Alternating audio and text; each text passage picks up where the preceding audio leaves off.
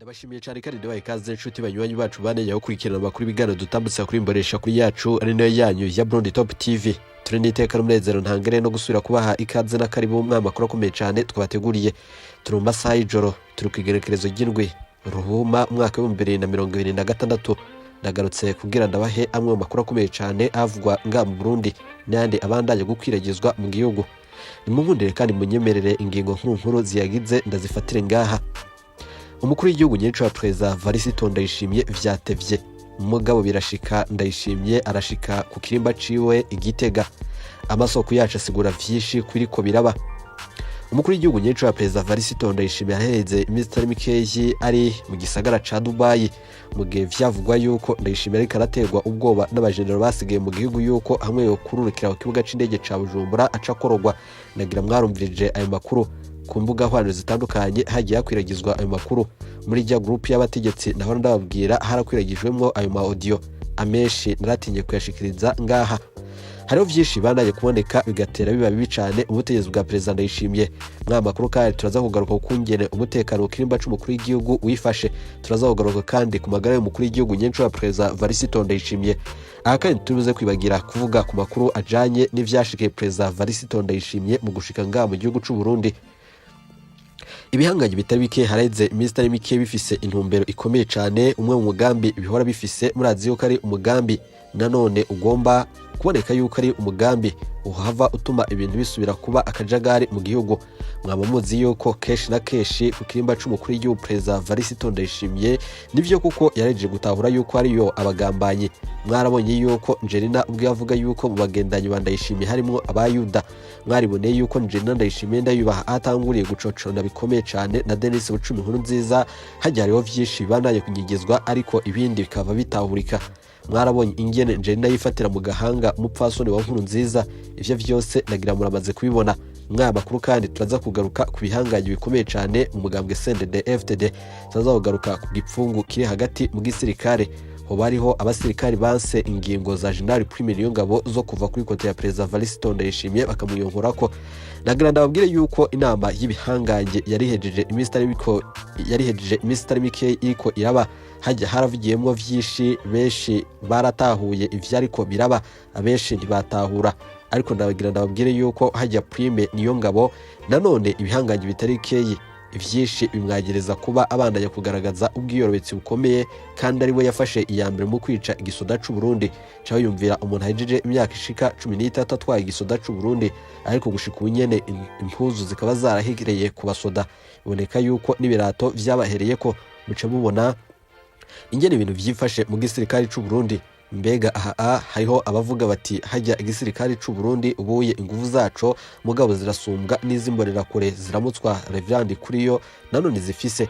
Uyu munsi biboneka yuko impuzu z'imborera kure arizo zirebereye ijisho gusumba impuzu z'igipolisi iz'igisoda nkuko tubandanye kuyibona. Nagira mu minsi iheze ubwo Reverend Kuriyo yari mu masengesho yiwe harabonetse idefile y'imborera kure mugabo isa na umenga n'igisoda. Mwarabonye ingene imborera kure zari zambaye impuzu nshasha, ibirato bishasha, vyari ibintu vyari biryoheye ijisho. Kubiraba vyari ibintu biryoshe cyane gose nkuko mwaba mwabibonye. Mwa makuru kandi turaza kugaruka kubijanye n'umutekano mu gihugu. Umutekano uyifashe gute? Biravugwa yuko Lieutenant General Silas Ntigurirwa koko niwe muntu adahemuka iyo basigaye mu butegetsi bwa Perezida Ndayishimiye. Mbega yo bari nawe mwizigirwa akomeye Perezida Ndayishimiye ubuye asigaranye. Ku munsi w'ejo haravuzwe vyinshi kuri radio na televiziyo vy'igihugu RTNB mu kibanza irimo. Nagira ndababwire yuko Silas Ntigurirwa vyarije kumenyekana yuko ariwe yafashe ingingo ikomeye yo kurungika abo basirikare. Ivyo ndabivuga mfate ukungere n'ubu nyene ari wahejeje gufata ingingo ikomeye cyane yo gusubiriza abo basirikare. Aho kandi mwamuzi yuko iyo umukuru w'igihugu ari mu gihugu ari batanga itegeko ku basirikare nanone baja gucungera hajya.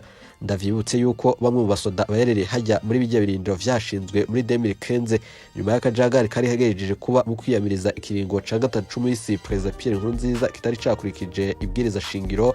Murazi yuko hariho ibiringiro vyashinzwe aho nyene. Ivyo vyose nagira tuze kubigarukako. Mwa makuru kandi muze kunkundira ngaruke bukeyi ku mukuru umugambwe CNDD-FDD Reverend Kuriyo igihanganje nga mu Burundi. Mwa makuru kandi ndaza kubaza abanywanyi bacu mudukurikiye namba koko mwonyemerera tukaza tugaruka kuri vyinshi biriko biranga mu Burundi, ariko tukava dutangura no kubashikiriza amwe mu makuru avugwa mu gihugu kibanyi ca Republika Iharanira Intwaro Rusangi ya Kongo. Abemera yuko mwaya makuru dutambutsa nga twokongeramwo amakuru avugwa mu gihugu kibanyi ca Republika Iharanira Intwaro Rusangi ya Kongo, nk'ubu tukaza turashirako amakuru avuga gusasanguze kuri updates zitandukanye kubiriko birabera mu buseruko bwa Republika Iharanira Intwaro Rusangi ya Kongo hagati y'umuhari M23 eka na leta ya Kongo. Ivyo vyose nagira abumva yuko ayo makuru twoyongeramwo nga abakunzi bayo makuru mu nkunde kandi munyemerere umanuke nga muri commentaire, hama mumbwire yuko twohava dutangura uyo mugambi. Ndabwira yuko ico abanywanyi banje mugabo bansavye nivyo ndabaha keshi na keshi, abansaba amakuru atari kw'ivumbi mugabo murazi yuko ngerageza kuyarondera ngakora ibishoboka vyose kugira ayo makuru tuyaronke. Vyinshi benshi batinya kuvuga nga mu Burundi, jewe ndatinyuka mugabo nkabivuga kugira nze ndabashikirize amwe mu makuru akomeye cyane mwagiye muranyigezwa avugwa nga mu Burundi. Mu nkundire kandi munyemerere mbere yuko ntangura kandi tuduga mu buryo bw'idorido, nagira nsubire ndabakengurukire cyane ndabahani ikaze kuri mwese mudukurikiye mwerere nga mu Burundi, kaze ni gwanyu abadukurikiye mwereriye mu bihugu bibanyi, mu gihugu c'u Rwanda, abereriye mu gihugu ca Kongo, abari mu Buganda, abari Tanzania, Kenya. Kuri wewe uri kuradukurikira andika mbega aho woba uherereye mw'ivyo bihugu vyose biherereye ngaha mu karere k'ibiyaga binini n'abaherereye mu bihugu vyose vya Afrika. Wowe uri kuradukurikira uherereye ku bigana y'amakungu ya kure, nawe nyene ntibagire gusiga commentaire utubwira aho uherereye, mbega utubwira yuko udukurikiye. Unkundire kandi unyemerere nsubire ndagukengurukire cyane inshuti munywanyi kuri wajije kugira ijambo s'abonner canke subscribe. Ndakwibutsa yuko ari amakuru avuga mu bisata bitandukanye, gisata ca politike, umutekano, ikanagateka muntu, akaba ari amakuru mutorezwa n'umugwi w'amenyesha makuru muhinga akorera nga mu Burundi n'abandi bakorera ivyeniro mu karere k'ibiyaga binini. Murantunga nagira ntangurire ku makuru avugwa ku magara ya nyene icubahiro President Varisito Ndayishimiye. Haraheze iminsi ari mike havugwa ubugwayi bwa President Varisito Ndayishimiye. Murazi yuko Ndayishimiye yavuye nga mu Burundi kwigerekerezo rya kabiri Ruhuhuma mwaka wa 2026. Ndayishimiye yarafashe indege iramushikana mu gisagara ca Dubai muri leta zunze ubumwe z'Abarabu. Nagira mwaravyiboneye kandi narabahaye amakuru menshi. Ndayishimiye yagiye mu ico gihugu agwaye bikomeye. Ndayishimiye agishikayo yabandanya kwitabwako n'abadokteri b'inzobere babandanya na cane kwita ku magara y'abantu cane ay'ibihanganye. Bivugwa yuko ibitaro President Ndayishimiye yavuriyemwo mugabo ari ibitaro bitandukanye cyane ndabijya Reverend kuri yavuriwemwo. Murazi yuko Reverend kuri yo igihe habwa ishano nawe nyene yarashitse mu ico gisagara ca Dubai, hama niho nyene yasuye gutorera Kamitende. Ariko Ndayishimiye baramusavye yuko iyo janwa nyene aho Reverend kuri yo yivurije, ariko Ndayishimiye yaravyanse asaba yuko bomwungururiza mu bitaro bishoboye kandi bikomeye mu ico gisagara. Keshi hariho amakuru abandanye kunyegezwa. Murazi yuko nko kubugwayi bwa Ndayishimiye atamuco yigeze utangwa na leta. Keshi na keshi mwipereza niho habandanye gutera hava ibinyoma byinshi cyane, ibihuha bikabandanya gukwiragizwa. Keshi na keshi twagiye tubaha ingene amagara Ndayishimiye yifashe. Ubuye murashobora kwibaza muti none mbega ubu vyoba vyifashe bite? Nagira ndababwire yuko Ndayishimiye asa na umenga yarasubiye gutora Kamitende, ariko ubugwayi bwa Ndayishimiye hajya mugabo buragoye gutahura. Ubugwayi bwa Ndayishimiye benshi bamwegera bavuga bati hajya Ndayishimiye yarahawe ishano, hariho umugambi wo kumugandagura bakoresheje ishano. Mbega ngo n'ishano yahawe yoba ryarazananye mu gihugu kibaye ca Tanzania ngo wishe Nkurunziza, mugabo uwatanze rirya shano ryagandaguye Nkurunziza yoba ari nawe yatanze ishano bagira bagandaguza umukuru w'igihugu President Varisito Ndayishimiye. Ariko Imana yarakinze. Aha kandi nobitse yuko hajya Nkurunziza nawe nyene iyo adatebanwa mugabo akanyarukanwa mu bitaro nka Kenya, aho nyene i Dubai n'andi hatandukanye, Nkurunziza vyarashoboka yuko yashobora gutora Kamitende. Ariko murazi yuko abari bafise umugambi wo kumugandagura ntivyari gukunda. Nkurunziza yarashikanywe hajya mu bitaro vya natwe turashoboye vy'Ikarusi, mugabo arasaba yuko bomwungururiza hanze y'igihugu, ariko bahava vyanka kuko n'umukenyezi wiwe Denise Bucumi Nkurunziza muravyibuka yuko atari nga mu gihugu c'u Burundi. Ivyo rero bica bisigura yuko hajya koko umugambi wari wahejeje gutegurwa kandi wari wahejeje gupangwa. Na nivyo rero mu minsi heze vyashikiye President Ndayishimiye, ubwo nyene hategekanywa yuko barondera indege yaturuka mu gihugu kibanyi ca Kenya yatigezwe gukotwa, hama ikunguruza umukuru w'igihugu Ndayishimiye ikamujana i Dubai. Ico gihe murazi yuko iyo ndege yarabuze. Murazi yuko Kenya yaranse kurungika iyo ndege, ariko inyisho y'ukuri ntiyigeze itangwa ku catumye iyo ndege idashikanwa mu Burundi. ariko Imana musumba vyose yakomeje gukingira umukuru w'igihugu Ndayishimiye. Mugabo Ndayishimiye arabandanya guhema neza birashika, yaranishikiye hajya mu kugurura stade Intwari akomeye, naho vyaboneka yuko mu masaha make yahera. Mugabo umukuru w'igihugu Ndayishimiye agatera aremba, ariko vyaboneka yuko yahashitse nyene akomeye. Hari vyinshi rero bitera bibamwo ikintu gikomeye. Ubu burozi abadede bihaye biyemeje kuzobukoresha kuri umwe wese bipfuza kwikiza. Murazi yuko muri CNDD-FDD uburozi hajya urakoreshwa cyane gusumba ingene bakoresha nanone amahera yo gukiza Uburundi. Mbega uburozi, ubusuma, igiturire, kamwana wa mama, akarenganyo n'ibindi bitandukanye, ivyo vyose murabona yuko bisa na umenga vyarasubiye kwibonekeza muri iyi myaka nyene. Naho biruko kuri koti ya Ndayishimiye avuga yuko abo bose babikora ni kumva zabo, kandi ico bafise mu migambi yabo nikijanye no kugira abene igihugu bahave bagumukana umukuru w'igihugu President Ndayishimiye. Nagira ndabwire yuko boba abashikiye Ndayishimiye, abadamushigikiye, abo bose benshi baratahura ibiriko biraba, naho hariho ibidusiga. Duca tubona yuko President Ndayishimiye mu ntwaro yiwe naho hariho abatamukunda benshi, ariko biboneka yuko nawe nyene bipfuza kumusubirira. Nama nabibabwiye hajya atabishasha ko bitega ko, kuko hariho uwo begeranye ambwira ati hajya bose ni bamwe. Umwe mu bahoze barongoye Uburundi mu kiganiro twaheruka kugirana yarambwiye ati bajya uri kuraraba muri CNDD-FDD bajya bose ni bamwe. Tuze wizigire Reverend Kuriyo, tuze wizigire Neva, tuze wizigire Ndakugarika, tuze wizigire Prime. Mugabo mubandanya kwizigira nanone uri ku burongozi, kuko hajya niwe ashobora guhinduka, ariko abatarashikira ico kibanza hajya babiyumvira yuko hamwe boshika, kuko intumbero imwe yabo ni ukwiba hamwe babashikiye ico kibanza. Urazi yuko Ndayishimiye n'ivyo yabanje gukora, niyo mpamvu ubuye Ndayishimiye nanone ivyisi bisa naho umenga biramushikanye kure. Umukuru w'igihugu President Ndayishimiye kenshi mwagiye murabona ingene yitwararika ingorane zikomeye cyane zo mu gihugu, mugabo akazitwararika, ariko kubona inyishu ikava bigorana. Ndayishimiye nagira muramwibuka igihe yifatira mu gahanga abariye amahera atari make yategezwe kubaka rujya rugomero rwo ku Mpanda, ariko Ndayishimiye yatanguye yidoga, binahera yidoga, atanyishu nimwe yigeze akora. Mugabo yigeze arondera kugira abarundi babone yuko mugabo ajya amahera yasubijwe mu kigega ca leta, abayivye barayariye, ivyo birahera. Ndayishimiye nawene adomwa ko urutoke mu bayariye.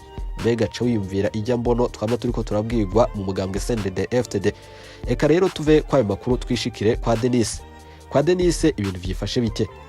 Kwa Denis ibintu birasa na umenga hajya imishamirano iri hagati y'umuryango wa Nkurunziza n'umuryango wa Neva, naho rero ibandanya kwibonekeza. Nagira ndabwire yuko hajya Denis niwe muntu biboneka yuko bakunzwe cyane muri CNDD-FDD par rapport yo kwa Angelina. Abadede benshi murazi yuko mumufitiye inzigo. Kenshi abadede ntibumva ingene Angelina Ndayishimiye ndayubaha yisanze mwakijya kibanza. Abenshi murazi yuko atarukundo mumufitiye, niko bimeze kuri nyene cyo President Ndayishimiye. Abadede benshi murafitiye inzigo ikomeye Angelina. Hariho benshi muri bagenzanje bahora bambwira bati hajya Angelina, benshi muri CNDD-FDD ntibakunda ingene abandanya kwitwara. Murazi yuko no mubamumaramaza ngarambara impuzu zizimvye, mugabo ngarabandanya kwigaragaza nka mu maguci. Abo bose murazi yuko hajya abishikiriza ari abadede. Iyo mishamirano rero naho ibandanye kuboneka, nagira ndabwiye yuko ibandanye gusambura vyinshi. Undi muri CNDD-FDD categezwe gukorwa no gushira hamwe no gutorera inyishu ibibazo bihanze Uburundi. Ego cari ibintu vyakomeye aho mu minsi iheze hatanguye kumvikana yuko kwa Denis hoba habera amanama ajanye no kugambanira ubutegetsi bwa President Varisito Ndayishimiye. Murazi yuko imishamirano yaciye itangura kuvyuka aho nyene n'iyo miryango y'ibihanganje. Iyo nkuru nayo nzubibategurira ndayibashitseko, uko nabibabwiye mu gisata kirabana n'umutekano. Guturuka ku munsi wejo eka no guturuka President Ndayishimiye avuye nga mu Burundi gushika atahutse, nagira ndabwire yuko mwarabonye ingene yoba hajya kuri presidence hariyo abasoda, yoba hajya mu Kigobe hariyo abasoda benshi batamenyerewe. Ibintu byabandanije kuyangara aho bibonetse yuko abasoda benshi mugabo bahindaguwe utaraririye kubari bacungereye ku kibanza kirimwo radio na televiziyo vy'igihugu RTNB. Ivyavuye bikwega ubwoba mu bakorera muri ico kibanza, bagira bati hajya aho bariho umugambi ukomeye utegerezwa kushika umwanya ku mwanya. Aho rero niho havuye amakuru ajanye n'umugambi wo gutembagaza ubutegetsi bwa Ndayishimiye. ibintu vyunyutse mw'ijoro ryatambutse aho nanone ku kibuga c'indege hasa na umenga hariko harashigwa mugabo umutekano utoroshe kandi utamenyerewe. Abenshi bati bariteguriye abagwanyi kuko hariho n'ibihuha biri kubera kwiragizwa yuko abagwanyi ba M23 baba bagira binjire mu Burundi, ariko ivyo naho atawoba ahari ngo avyemeze canke abihakane. Ndagira ndababwire yuko intumbero ikomeye cyane yari ihari guturuka mu minsi iheze. Hariho umugambi ukomeye cyane wo kugomba guhungabanya umutekano wa Perezida Ndayishimiye. Ivyo vyose muramaze kubibona. Amwe mu makuru nkura mu bajenero bahoze mu bihangange muri CNDD-FDD agira ati hajya ntimuze ujyame musinzire, ntimuze mutore itiro murahagabire kuko nanone ibitegerezwa kuba birashoboka umwanya ku mwanya. Nagira ndababwire yuko gutegura kudeta hajya si ikintu coroshe, narijya uri karayitegura mugabo uwo ari karayitegurira nawe nyene amusumvya ubuhinga. Ntimuze mugire muti muri CNDD-FDD bijya bihangange hariho uwusumba uwundi cyane, hajya bose iboneka yuko ari bamwe. Ubundi uwahora akomeye yari Adolphe, uwahora akomeye yari Bunyoni, abo bose baravuyemo. Mbega na Neva hajya ntiyari yoroshe mu bihangange muri kajya kagwi k'ibihangange bishika 6. Mbega abasigaye abenshi baraboneka mu majambo gusa yo guturira, ariko biboneka yuko idakunda gushira mu ngiro. Mbega kudeta igihe yavugiwe iyo biba ari ibintu bikomeye nko mu bindi bihugu mugabo biba vyarashitse iyo kudeta igashika, ariko birashika bagatyoza umukuru w'igihugu Ndayishimiye bakamugora bakamumaramaza, ariko ntibikunda. Ego cyane mu minsi iheze mwarumvirije yuko Reverend kuri yari karategura n'imyiyerekano, ariko iyo yararondeye ingene yitanguza ibintu vyaranse. Hariho n'imborera kure zatinye yuko amwe zoshika mwibarabara mugabo zishobora kuraswa ivumbi rigatumuka. Ivyo vyose muramaze kubibona. Ndayishimiye rero yashikiye ku kibuga yashikiye ku kirimba ciwe Igitega. Ndayishimiye niho ariko araruhukira, ariko amasoko yacu avuga yuko nubundi abadokteri bariko barita ku magara yiwe. Ndayishimiye ndabutse yuko atarakira neza hajya ntarasubira gutora kamitende neza mugabo aragenda ariko asa naho umenga ntakomeye. Kuri rero turabandanya kurondera vyishi kuri ko biraba nkuko nabibasavye abumva yuko kuri iyi sheni yacu Burundi Top TV twabashikiriza n'amakuru avugwa hagati ngaha mu karere cyane mu gihugu ca Kongo. Mu nkundire mumanuke ngaha muri commentaire hama mumpe ugo ruhusha munyemerere ntangure ugo rugamba hama ndabashikirize vyishi kuri ko birabera kuri terre y'imigwano. Keshi na keshi hariho ayo tubandanya kumviriza, ariko ngaha mu Burundi murazi yuko atamasheni mugabo avuga kubijanye n'izo ngwano ziriko zirabera muri Republika Iharanira Intwaro Rusangi ya Kongo.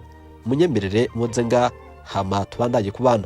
Abantera intege namwe nyene ndabashimiye cyane, ntibagiye kugira ijambo sabone. Ni mukanya yani makuru twabateguriye. Ndabibutse yuko ubuye nyene umutekano wongerejwe kandi abasoda bandanya ukizura impande zose. Ndayishimiye ubwo yashitse mu Burundi hariho ivyizigiro, ariko naho yashitse nababwira yuko nahandi haba amakudeta ntibabisiguye yuko umukuru w'igihugu atari mu gihugu. Hajya ubwo ari mu gihugu mbega n'ujya mugambi urashoboka.